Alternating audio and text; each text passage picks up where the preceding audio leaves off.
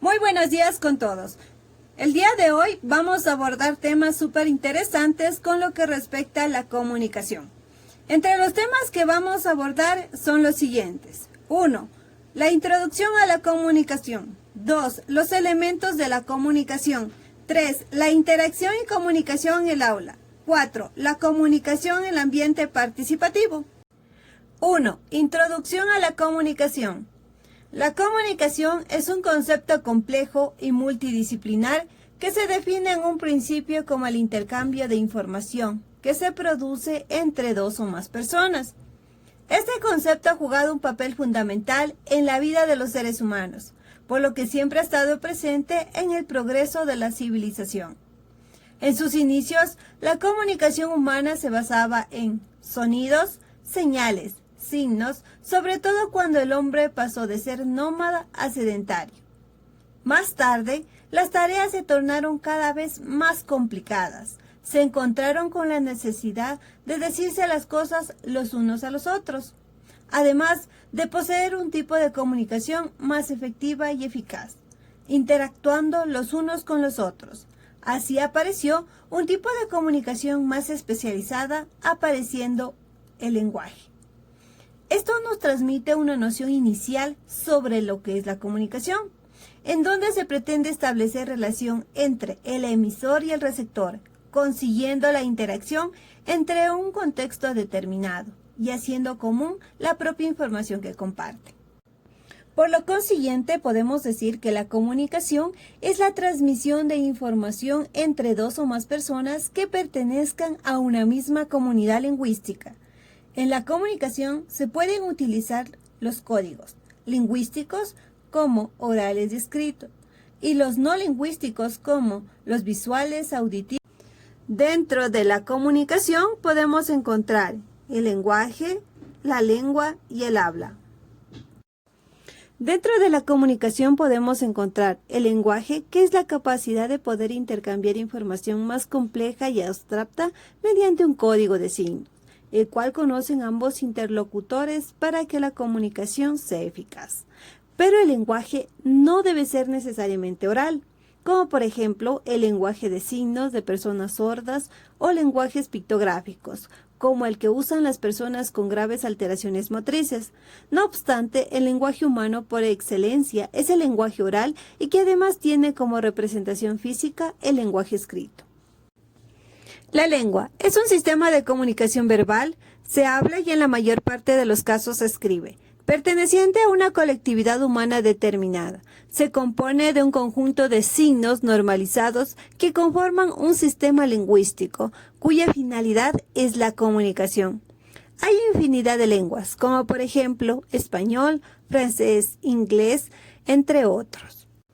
El habla es el uso personal de la lengua y está determinado por diferentes aspectos, entre otros sociales, regionales, culturales, educativos e incluso físicos, como por ejemplo la forma de la boca, la disposición de los dientes, movimiento de la lengua, etc. Ahora, pues bien, vamos a abordar lo que es el lenguaje denotativo y el lenguaje connotativo. El lenguaje denotativo expresa directamente aquello de lo que se está hablando, se dice las cosas tal y como son o se presenta. Su finalidad es comunicar con claridad para que sea entendido por los oyentes en el sentido recto de las palabras y tiene una sola interpretación.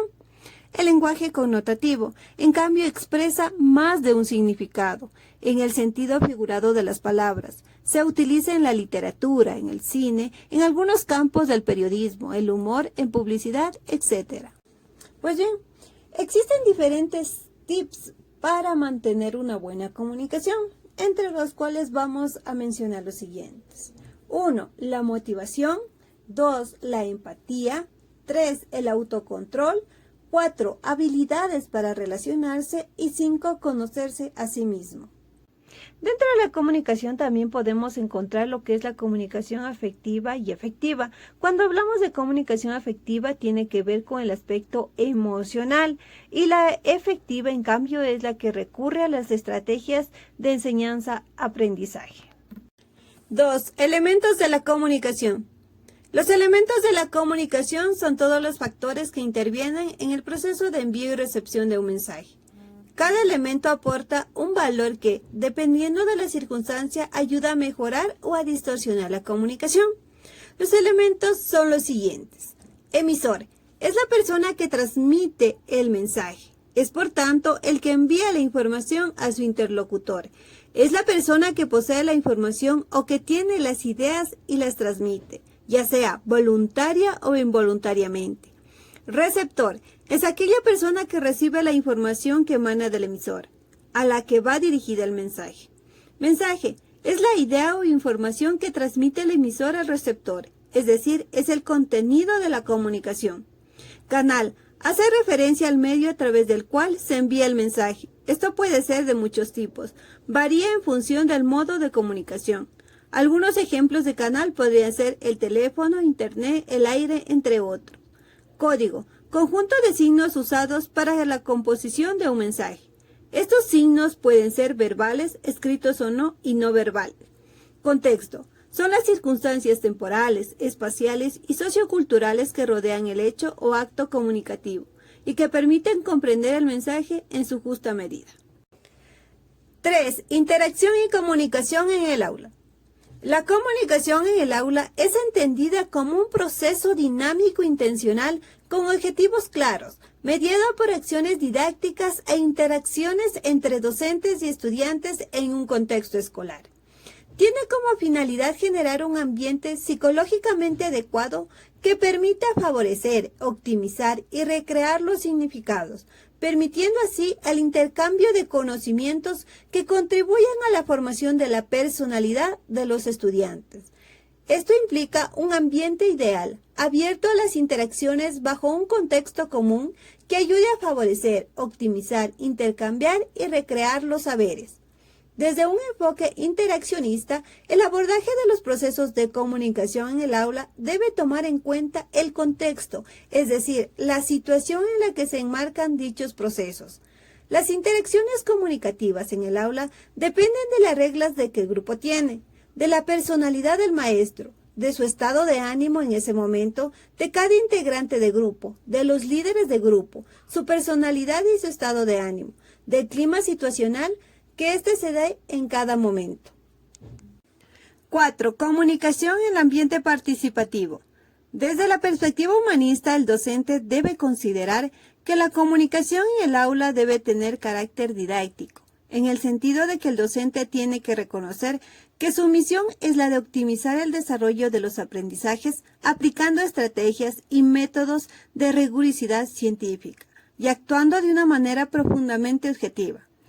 Este reconocimiento elimina los convencionalismos del docente prepotente y agresivo que generan estrés en los estudiantes y promueve la concientización de que la comunicación es un acto en el cual tanto el docente como el estudiante se encuentran entre sí, como lo que son.